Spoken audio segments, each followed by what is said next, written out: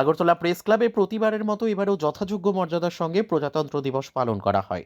রবিবার সকালে জাতীয় পতাকা উত্তোলন করেন প্রেস ক্লাবের সভাপতি জয়ন্ত ভট্টাচার্য।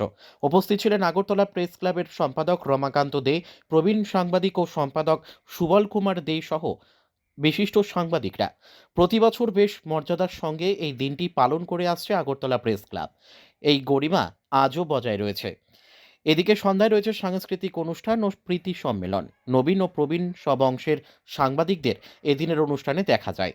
প্রসঙ্গত, আগরতলা প্রেস ক্লাব বরাবরই বিভিন্ন কর্মসূচির সঙ্গে জড়িত রয়েছে। বছরের মতো এবারও আমরা এই প্রজাতন্ত্র দিবস আমাদের ক্লাবে পালন করছি। তো এই দিনটি আমাদের কাছে খুবই একটি গুরুত্বপূর্ণ দিন।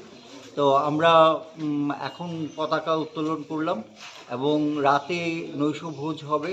এর আগে হবে একটি সাংস্কৃতিক অনুষ্ঠান। তো আমি ক্লাবের সমস্ত সদস্যদের ওই প্রীতিভোজে এবং কালচারাল যে অনুষ্ঠান হবে সেখানে উপস্থিত থাকার অনুরোধ জানাচ্ছি।